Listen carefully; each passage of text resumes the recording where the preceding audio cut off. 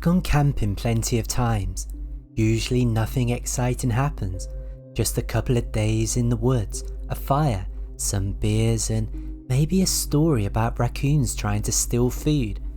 But this trip, this one I can't shake. It was late summer and my friend Dave and I drove out to the Rockies for a 2-night getaway. We weren't expert outdoorsmen, but we knew enough to get by. Our plan was simple: hike a few miles off the trail, find a good spot and just relax before the weather started turning cold. The first day was uneventful. We parked at the trailhead around noon, shouldered our packs and started walking. The trail was quiet, no other hikers, no fresh boot prints. It felt like we had the whole forest to ourselves. After a couple of hours, we found a clearing near a creek. It was perfect: flat ground, soft grass, and enough space for our 2 tents with room left over for a fire. By sunset, we had camp set up. Dave boiled noodles on his little stove while I gathered firewood. The sky went from orange to dark purple, and by the time the stars came out, we were sitting by the fire with full stomachs, talking about nothing. I remember thinking just how peaceful it was. No cars, no voices, no phone service, just crickets and the rush of the creek. Around 11, we doused the fire and just called it a night. I crawled into my tent, zipped the fly shut and drifted off to the sound of water. Nothing strange, nothing unusual, until morning. I unzipped my tent just after sunrise, stretched and froze. There was another tent in the clearing. It was only 20 feet away, tucked against the tree line, a dark green domed tent, zipped shut, with no sign of anyone outside. I stood there for a good 30 seconds before Dave crawled out of his own tent. He rubbed his eyes and frowned. Did you see that last night?" "No," I said. "There's no way I missed someone setting up that close." You see, tents aren't quiet. Between hammering stakes, zipping doors and rustling fabric, it's impossible not to hear one going up, especially in dead silence. But I hadn't heard a thing, neither had Dave. We called out, "Hello, morning," just to be polite. No answer, no movement. The tent was zipped tight. At first we tried to brush it off. Maybe they arrived late and just didn't want to wake us. Maybe they were still sleeping, but it was weird. In a forest full of space, why would anyone set up right next to us? All through breakfast, my eyes just kept drifting back to that tent. It looked brand new, fabric taut, seams clean, no boots outside, no cooking gear, no campfire, nothing, just a perfect green dome. By noon, we decided to hike a loop trail and leave it behind for a while. The forest was beautiful, the weather perfect, but I couldn't shake the unease. I kept picturing someone slipping into our clearing in the middle of the night, silent as a shadow, pitching their tent without us waking. When we came back near sunset, the tent was exactly the same, zipped, silent, untouched. That night, I lay awake in my sleeping bag listening. The forest was quiet, too quiet. Around 2 a.m, I heard it, soft, deliberate footsteps circling the tent, not the erratic crunch of an animal. These were careful, measured, human. I held my breath. The steps came closer, then stopped, right between our tent. My heart pounded so hard I thought it would give me away. From the darkness, Dave whispered, "You hear that too?" Before I could answer, the steps started again. They retreated, straight into the green tent. But here's the thing, I never heard the zipper, just silence, and nothing. By morning, the tent was gone. The ground where it had been was untouched. No trampled grass, no stake holes, no drag marks, just empty space. Dave and I stared at it, trying to process. "Maybe it was a dream," he said. "Both of us had that same dream?" I asked. We packed up and left without finishing breakfast. Neither of us said it, but we both felt it. We weren't supposed to be there anymore. The hike back to the car was long and tense. Every so often I hear a twig snap off trail, but when I looked, there was nothing. A couple of times I swore I saw flashes of green through the trees, like fabric catching the light, but it always disappeared when I blinked. Back at the car, I thought the dread would fade. It didn't. That night, back home, I woke to the sound of fabric shifting outside my bedroom window. At first I thought it was the wind, but then came a low, steady sip, like someone closing a tent flap. I pulled back the curtain. For a split second, I swore I saw the outline of a green domed tent in the yard. Not pitched on the grass, not sitting solid, more like a shadow of one. When I blinked, it was gone.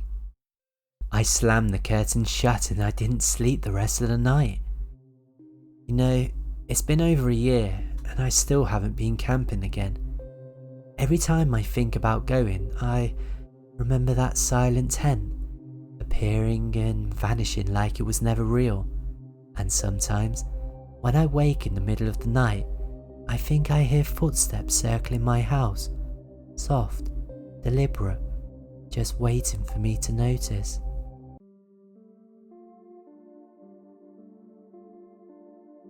I found the radio in a place where radio shouldn't be, sitting alone on a mossy stump in the middle of the hollow, hours from the nearest road, quietly cracking like it had been waiting for me. It wasn't new. The black plastic was bleached grey, the aerial bent like a broken finger, the speaker grill cracked. The tuning dial sat between stations, leaking a faint ribbon of static into the silence. That was strange enough. What froze me wasn't the static, it was the tiny red power light, glowing bright in the middle of the forest. There's no reception in that hollow, even text messages die 2 ridges back. Yet, here was the thing, humming away as if it was plugged into an invisible socket. I should have walked away, but I didn't. I brushed the volume wheel, the static thinned, and buried beneath it came the faint rise and fall of a voice. No words yet, just a cadence of speech, like someone talking in another room. I leaned in and nudged the dial. "Don't," the voice said suddenly. "Don't touch it." I yanked my hand back so fast the aerial rattled. I stood there, staring at it, pulse hammering. Maybe it was a radio broadcast bouncing weird, I told myself. Some late night talk show cutting through. But it was noon. There was no ads, no chatter, just one voice aimed directly at me, and it sounded familiar. Curiosity has teeth. I couldn't leave it. I turned the dial again. Static hissed, and the voice sharpened. "You always do this." Not angry, almost wary, and the worst part, it sounded like me. I laughed because I was afraid. The sound came out sharp and false. I knocked the radio sideways into the ferns, but the voice kept speaking, muffled under leaves. "Pick me up," it said. "Please." My voice. I should have run. Instead, I picked it up. The casing felt warm, like it had been sitting in the sun, though the hollow was cool and shaded. "What are you?" I whispered. There was a double click, like someone cleaning their throat. "Me," it said. "The one who stayed." I slid the radio into the mesh pocket of my pack and hiked out. At first, I thought I'd left it behind, but as I scrambled up the ridge, the speaker against my hip whispered directions. "Left foot, careful, stones loose, duck." I ducked instinctively, and a branch snapped down across the trail where my head had been. My skin crawled. The voice wasn't predicting, it was warning, almost protecting. By the time I reached the forestry track, I felt sick. The radio wasn't talking, it was watching. In the car park, I dropped it in a metal trash bin. The clang echoed. I turned to leave when my voice burst up from inside the bin. "Keys!" I froze, patted my pockets, empty. I looked through the car window. The keys were still in the ignition. I never leave them there. My laugh came out shaky. I grabbed the keys, muttered thanks to the bin, and drove home with the radio's weight buzzing in my thoughts. That night, I set it on the kitchen table. The red light glowed like an eye. I tried to ignore it, but the silence was worse than the voice. "Say my name," I told it.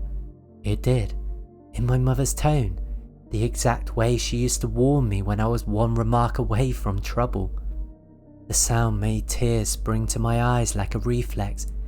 Then it kept talking, not threats, not riddles, just details it shouldn't know. The chipped mug in the cupboard I always used on Sundays, the floorboard that squeaks unless you step on your toe, the way I forget to charge my phone. I checked. The charger was unplugged on the counter, exactly as it said. "Who are you?" I asked. "Me," it said again, then softly, "The one you left. In the hollow, you always leave, people, places, but you can't leave this one." I stood so fast the chair squeaked. I told it I was going to bed. "I'll be here," it said, calm as rain. That night, at 3:11 a.m, I woke to a soft exhale from the kitchen. Not mine, not the house. I lay frozen, staring at the ceiling, picturing that red light burning through the dark.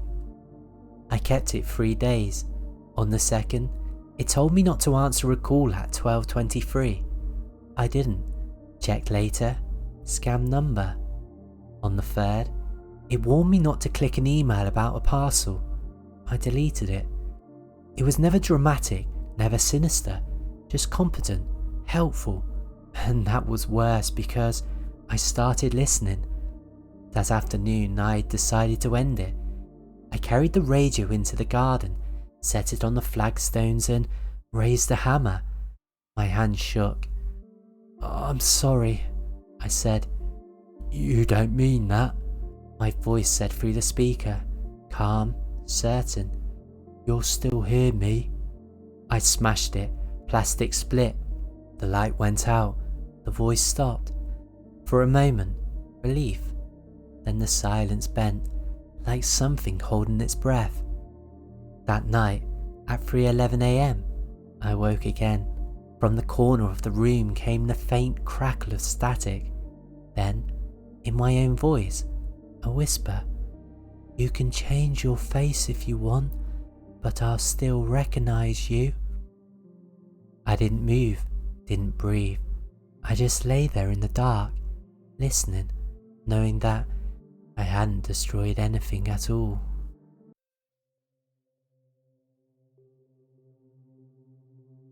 Fog never bothered me. If anything, I used to like it. The way it makes the world feel smaller, quieter, almost safe. Well, that changed the night I learned fog can make its own sound. This was in the Lake District. My mate Jamie and I drove up one Friday to camp by a tarn we'd spotted on a map. It was out of the way, no roads nearby, no marked campsite, just a little circle of blue in a hollow between ridges, perfect for 2 nights away from everything. We hiked in, set our tents a few meters apart, boiled pasta on a tiny stove and sat by the water while the last of the sun bled out. It was the usual kind of trip, nothing unusual, nothing that would have made me think that the night ahead would be any different. By 11 we were zipped up in our bags. The silence up there was complete. No cars, no wind, not even sheep. I drifted off to the sound of my own breath. At some point after 1, I woke, not to a sound exactly, but to a feeling. The air in the tent was heavier, like the space had shrunk around me. When I unzipped and poked my head out, I saw why. Fog. It had rolled down the slopes and filled the hollow, thick as milk. The head torch beam went 3 feet before dying. I could taste it, cold, metallic, like wet coins. And under that silence was something else, a hum. Not wind, not machinery, lower, steadier, like 100 people humming one note together, so soft it vibrated in your teeth more than your ears. "Jamie," I hissed. His sip rasped. His head appeared out of the fog. "You hear that too?" We both listened. The hum rose, fell, never quite in rhythm. It didn't sound close or far, it was everywhere at once, like the ground itself was singing. "Generator?" he whispered. "There's nothing out here." Neither of us said anything else. We just went back inside our tent, but lying there with that sound pressing in was worse than hearing it outside.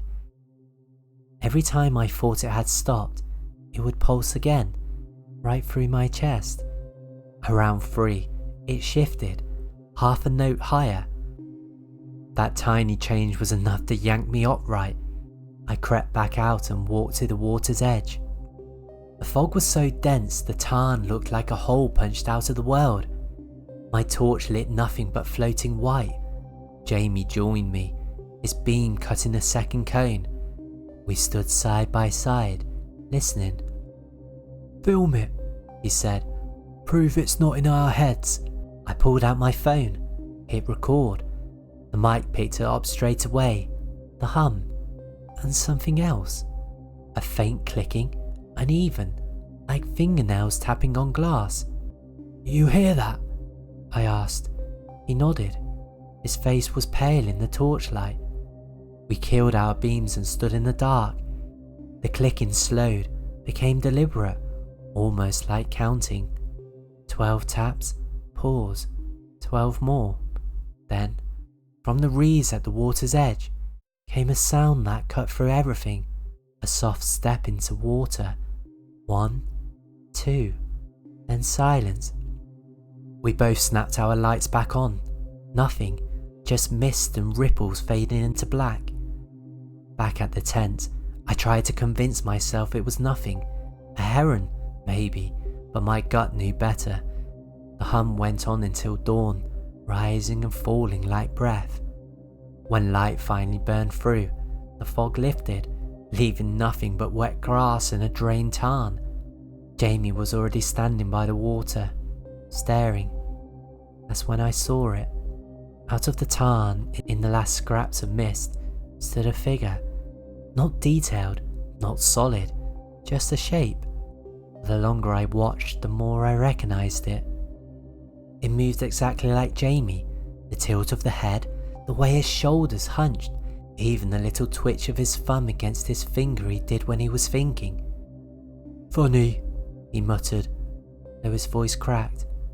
The shape mirrored him, tilted its head the same way, raised its hand when he did, perfectly in sync, just a few meters out on the water. Jamie took a step towards it. The shape slid 1 step closer to land. The hum deepened. "Back away," I said, my throat dry. He did. Slowly, the shape stayed put, watching.